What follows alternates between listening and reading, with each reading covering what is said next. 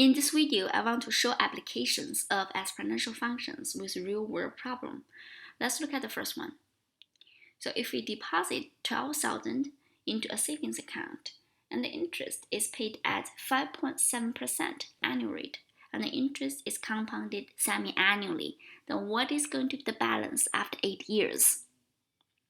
So we're going to use the compound interest formula given here. P stands for the principal, which is the initial deposit, investment in our case being 12,000. Little r stands for the annual interest rate. This is given to be 5.7%, equals 0.057. N stands for the number of times that interest is compounded per year. In this case, is semi-annually. That means n equals 2. T is the number of times after initial deposit.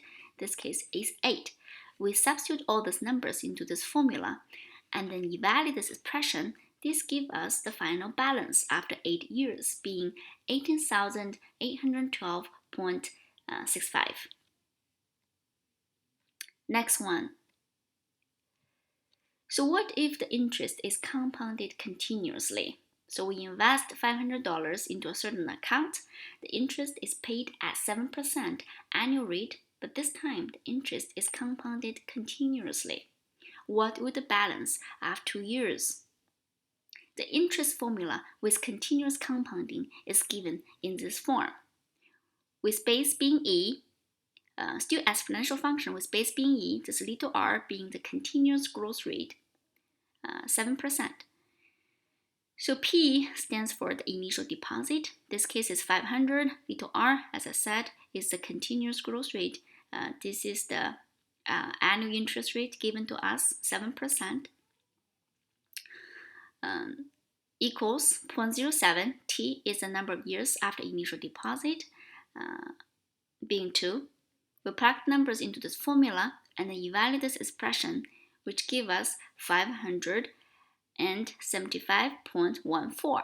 This is the total amount after 2 years in our account. The very last one. Let's look at the decay model of a certain radioactive material given in this exponential function with base e. This coefficient here in front of t represents the continuous decay rate of this radioactive material, strontium 90. So initially we have 34 grams of this material. Then after 100 years, what will be the remaining amount? That's the question. So basically we're going to substitute t with 100